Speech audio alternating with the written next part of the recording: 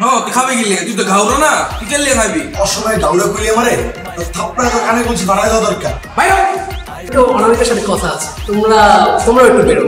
আচ্ছা তুমি সুহানের চাচাতো বোন না? খালাতো বোন। তুমি কিন্তু ভালোই খেলো বুঝছো, যদি এভাবেই খেলতে থাকো ভবিষ্যতে কিন্তু তুমি অনেক বড় একটা প্লেয়ার হতে পারবে।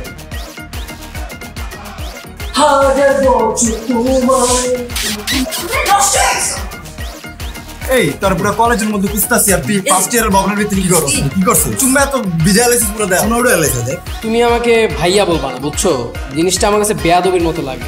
বেয়াদবির চরম সীমা ছাড়িয়ে গেছে। কি করেছি? হঠাৎ করে দেখলাম একটা পিলারকে চুমু খাচ্ছে। এরপর 69, এরপর 69। আল্লাহর রাস্তা লাভটা দে এবার। অনেক উঁচা মামা, আপা ভেঙে যাইবো গা আমার। তোর মন্টু বিরে প্রো হইছস, তুই লাভ দে। এরকম চুম্মা দাও একটু কলটাতে হাত দিচ্ছি আল্লাহ।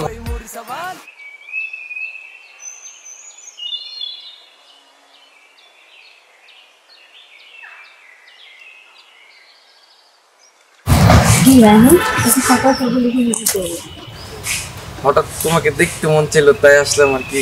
আর আমি তো জানি তুমি এদিকে ম্যাথ ক্লাস করতে আসছো, তাই এদিকে চলে আসছি। ভাইয়া আমার ম্যাথ ক্লাস শেষে মাঝে নিতে আসো, বুঝতে পারছো তুমি? কি খাউরে? ওরে তো দেখলাম কালকে রাত 4টা পর্যন্ত অনলাইনে। ও কেমন ঘুমাইছে নাকি রে সন্ধ্যে? আর ঘুমের তুইটা তো কোনো মতো মুখ দুধ না দিয়ে যাইবো কলেজে দূর। আমার না কেমন লাগতেছে, ভয় লাগতেছে অনেক। জান তুমি ভয় পেও না তো। আচ্ছা শোনো না, আশেপাশে তো কেউ নাই, চলো চিপাই যাই। আমার ঘরে যে ব্যাগটা আছে না, ব্যাগটা তো দেখছো, এই ব্যাগটা দিয়ে যদি তোমার একটা বাড়ি মারি ব্যাগটা কেমন হবে? না এটা ভালো হইব না, খুব খারাপ হইব। চাইলে চুপ করে থাকো বুঝছো না, বেশি বারবার না কিন্তু। আচ্ছা শোনো না, আজকে চলো তুমি স্কুল বাঙ্ক দাও, আমি কলেজ বাঙ্ক দিই, তারপরে যে চলো তোর সাথে রেস্টুরেন্টে যাই আমরা। না আমি রেস্টুরেন্টে যাবো, আর ওই খোপড়ির মতো তো আরো আগে যাবো না। কেন খুপড়ির মধ্যে যাবা না? ওই খুপড়ির মধ্যে তো মজা, আমরা প্রাইভেসি পাবো, প্রাইভেট টাইম পাবো। আচ্ছা রায়হান, তুই কি এখন খারাপ হইছো নাকি আগে থেকেই খারাপ ছিল? কোনটা বলতো আমার? ইদানিং খুবই বাসত, আমি কিচ্ছু বলি না, সমস্যা কি? জান বুঝতেছি না তুমি কি শুরু করছো, মাথা মাথা কি তাল হয়ে গেছে? তুমি তো এখানে করতেছো কেন? তুমি আমার সাথে, আর তোমার সিনিয়র না? এই সিনিয়র দেখে একটু জুতা বাড়ি কম খাস বুঝছো। আচ্ছা বাদ দাও, তোমার হাতে চাদর জানো? হঠাৎ আম্মু বলতেছে যে 1 বছর ধরে তো চাদর তো কিছু দোস্ত না চেঞ্জ করস না, তো আজকে একটু রেতে দিয়ে এই জন্য নিয়ে আসছে আর কি। আচ্ছা চলো তোমাকে চুম্মা দিই, অনেকদিন ধরে তো দেই না। তোমার দি ভাই, দেই না, দি ভাই দিই। তুমি না খারাপ হয়ে যেতেছো। ধন্যবাদ, খারাপ আমি।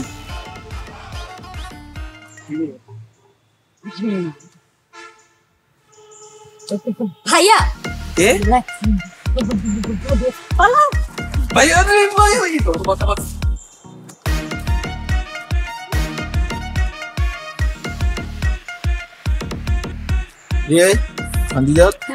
তোর ম্যাথ প্যারি করা শেষ? হ্যাঁ ভাই আজকে তো তাড়াতাড়ি শেষ হয়ে গেছে, কি কাজ আছে বুঝছো, মানে এর জন্য আগে ছেড়ে দিছে। ছুটি হয়ে যাওয়ার পরও রাস্তা দাঁড়াচ্ছিস স্কিল লেগে। না তুমি তো আমাকে নিতে আসো না, এর জন্য আমি কি দাঁড়ায় আছি, দেখি তুমি আসো কি না, খালি ভুল ধরো। কানের কলসি ফাড়ানো দরকার। চল বাসে চল চল। চাদর তো দেখ, পরিচিত একটা চাদর মনে হচ্ছে। আর বাসায় গিয়ে দেখছিলাম চাদরটা, বছর বছর চাদর দুইটা নিয়ে ভাইয়া দেখতাম তোর জন্য। একটা অসহায় মানুষ বসে রয়েছে আর তুমি মনে নিতেছো। মানুষ অসহায় মানুষকে কিছু সাহায্য করা দরকার। আমি তো অসহায় মানুষদেরকে সাহায্য করি, তাই না?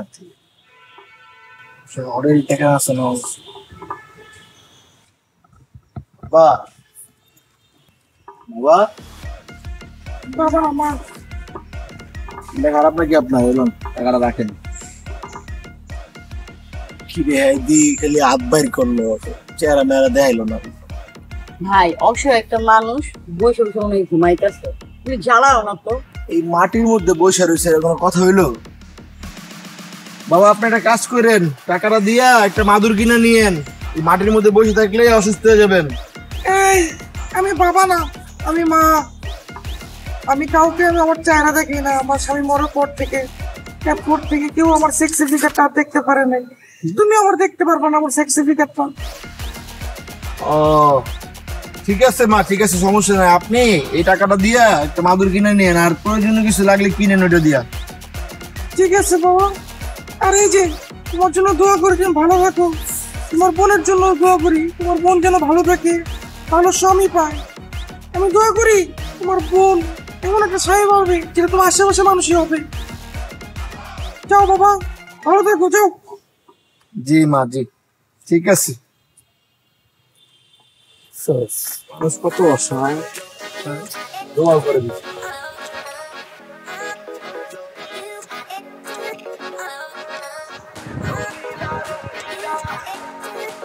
শালা গাউরা, তোর টাকা তো তোর বোনের লোকে তো টাঙ্কিরা মারমু রে, তুই তো বুঝস নাই। ভালোই হয়েছে, বিখ্যাত 1000 টাকা দাম হয়ে গেছে, ভালোই যাই। তুমি যা বলো না, তুমি যা করো না, তোমার চোখের মাঝে আমি তাই দেখেছি।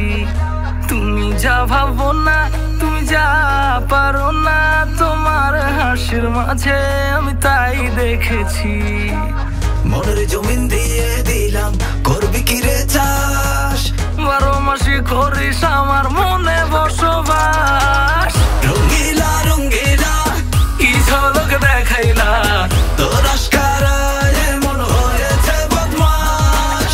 রঙ্গিলা রঙ্গিলা কি খেলা দেখাইলা, তোর ইশারায় মন হয়েছে বদমাশ।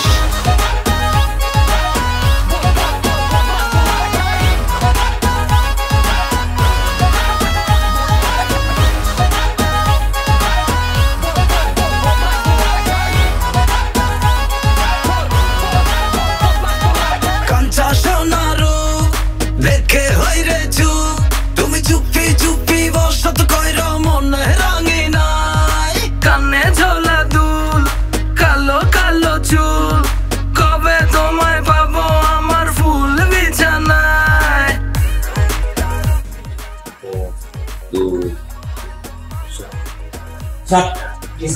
মাত্র 4টা লেগে যাবো স্যার, এর মধ্যে আমার সবচেয়ে বাজে যে গল্পটা, এটা লিখেছে স্যার রায়হান।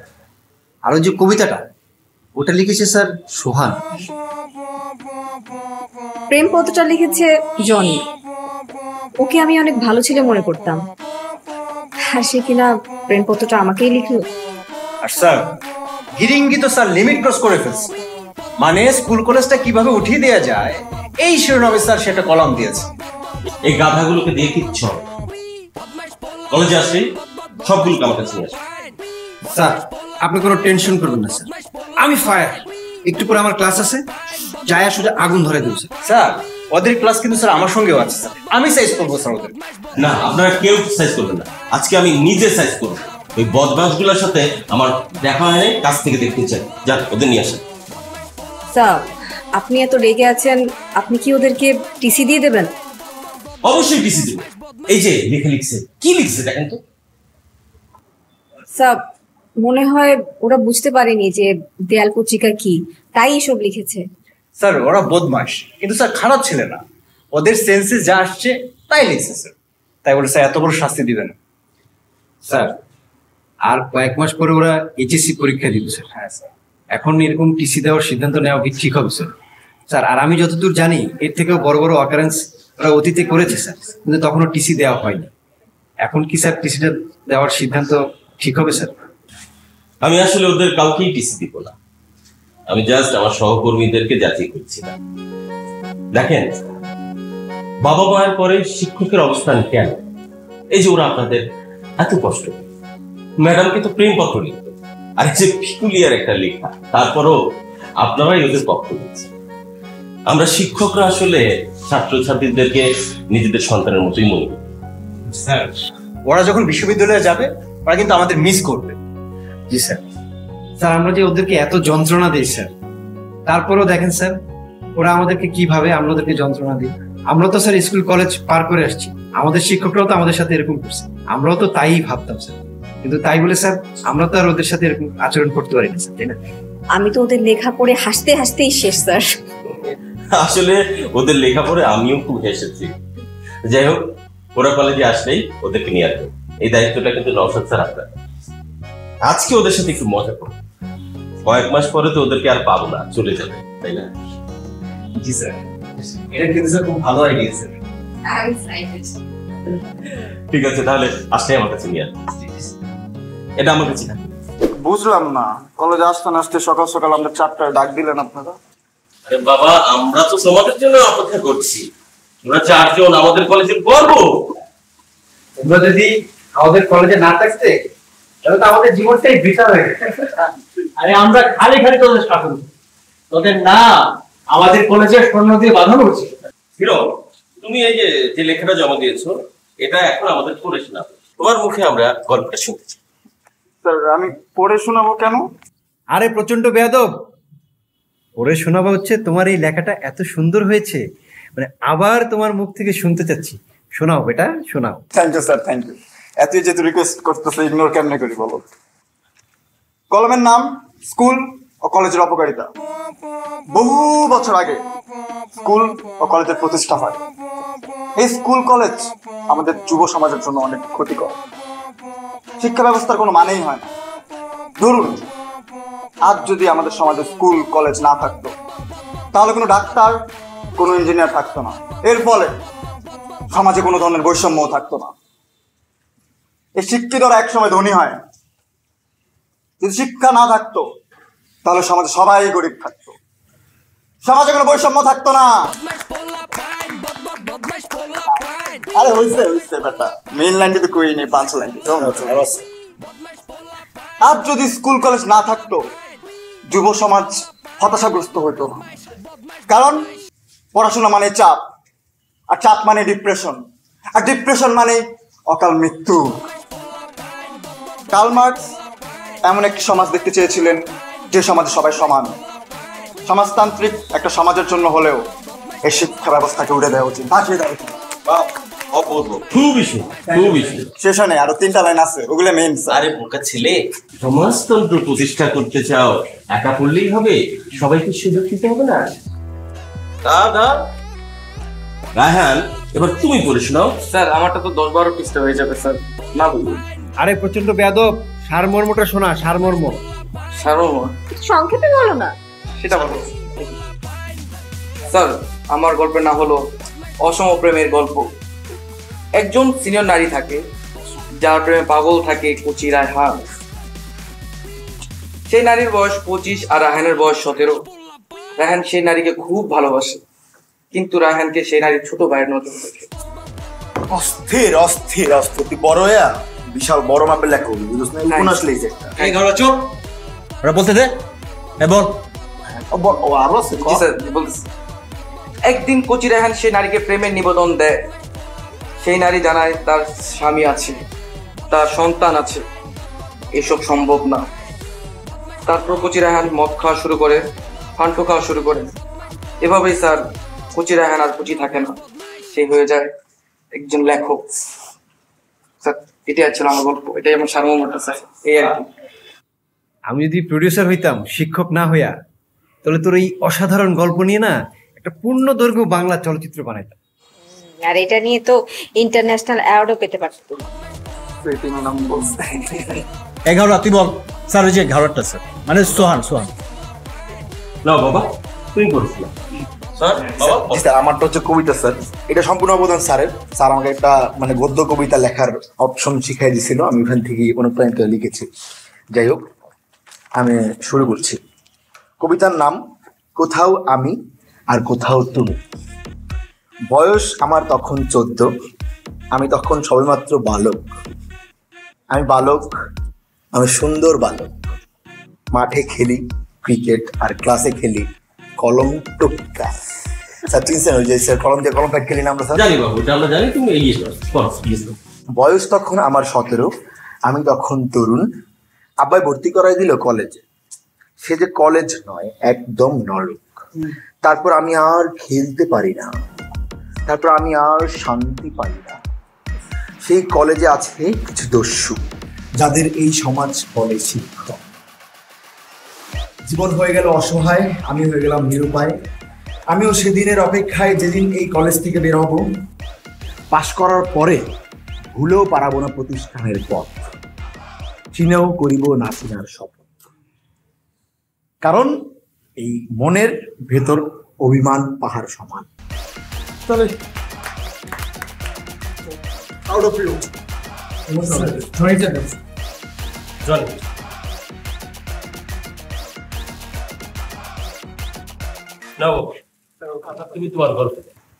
আমার সিটিটা স্যার সুইটি ম্যাডামের লাইফ। আমার প্রিয় সুইটি ম্যাডাম, আমি জীবনে বহুত খুশি আছিলাম, কারণ আমি জীবনে সায়েন্স লইব। কিন্তু যেদিন এই কলেজে ভর্তি হয়েছি সেদিন আমি বুঝে গেছি আমি নিজের লগে সবচেয়ে বড় অন্যায় করিয়া লাইছি। কারণ আমি সায়েন্সের ছাত্র নয়, হয়ে গেছি কমার্সের ছাত্র। আপনি যখন সায়েন্সের ক্লাসে বায়োলজি পড়ান, কমার্সের ক্লাসে তো আমার মন পড়ে থাকে আপনার ক্লাসে। কিন্তু এই জগতের এক অদ্ভুত পরিণাম, আপনার আকাশ আর আমার আকাশ এক আকাশ হইল না। এটা ঠিক, আপনি যদি না থাকতেন আমি জীবনে এই কলেজে পড়ার ইচ্ছা পোষণ করতাম না। থাম থাম থাম, আর কেন কত দূরে আছে স্যার? বেশি বুঝো, শর্ট করে মানে শর্ট কোনা দিয়ে একদম দাঁতটা ফেলে দিব, তুই এখানে শেষ কর। বেশি বেয়াদব হয়ে গেছিস এক একটা। স্যার আপনি বললে আমি ওদেরকে ওদের স্বর্ণপদকগুলো দিয়ে দিই। আতিক স্যার, আপনি কেন বসে আছেন? আপনিও দেন। স্যার স্বর্ণপদকগুলো কোথায় স্যার? দেখতেছি না তো। আরে পাগলা রে, এই এক একটা হাত এক একটা মেডেল, এক একটা পদক, বুঝছিস? স্যার আপনি দরিয়া স্যার স্যার স্যার দুকাইয়ে স্যার। তোদের শিক্ষকরা এত করে তোদেরকে দেয়াল লিখন বিষয়ে বোঝালো, তারপরে এই লেখা লিখছিস। তোদের মন যেমন, লেখাও তেমন। স্যার কোন না স্যার সিরিয়াল। আচ্ছা ওদের ছেড়ে দে। যাও যাও, তোমরা ক্লাসে যাও। ছেড়ে দে। যাও যাও, সব ক্লাসে যাও। ক্লাসে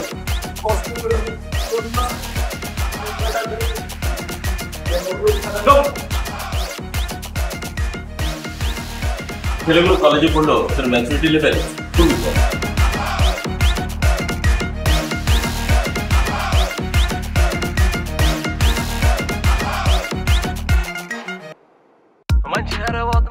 যে অপমানটা করছে না, একটু জুতো আর বাড়ি দেবেন ভালো। দেখছি যদি খালি পুলিশ না থাকতো না, এতক্ষণে কলেজ আগুন ধরে, কলেজ দাউ দাউ করে জ্বলতো খালি।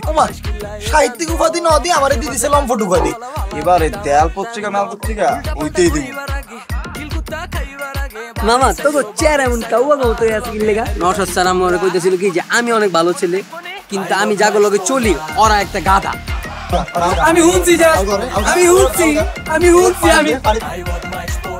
তোরা আমার অনেকের পিছনে চলতেছস।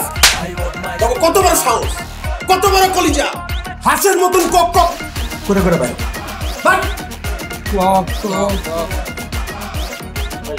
আমি এনে জান দিয়ে দিব, আমার জান দিয়ে দিব, জানটা কি দাম নেই আমার? মিথ্যা কথা কই আমি? ভালো আছো? জি ভাইয়া, আমি অনেক ভালো আছি। কোথায় যেতেছিলাম না টুন টুন টুন করে হেঁটে? এবার টুনটুন করে হেঁটে না, আমি সুহান ভাইয়ের বাসায় যাচ্ছিলাম। তো কলেজের হেড অন বলতে গেলে আপনার কথা বলা শেষ হয়েছে ভাইয়া? ডিওরটা শেষ, আমারটা শোনো।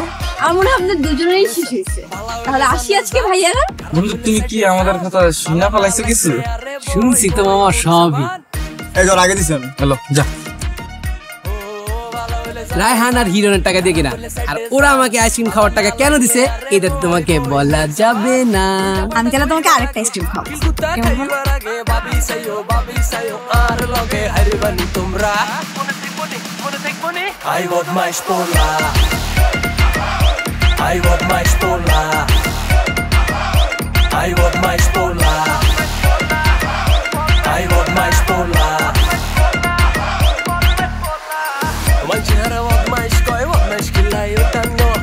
আশেপাশে হাগলে জাগলে বালা তিতাম হাইতান্ন মাঝে আর বদমাইশ কয় বদমাইশ কিলাই হইতান্ন আশেপাশে হাগলে জাগলে বালা তিতাম হাইতান্ন উল্টা পাল্টা কইবার আগে কিলকুত্তা খাইবার আগে বাবি সাইও আর লগে হারিবানি তোমরা মনে থাকবনি আই বদমাইশ পোলা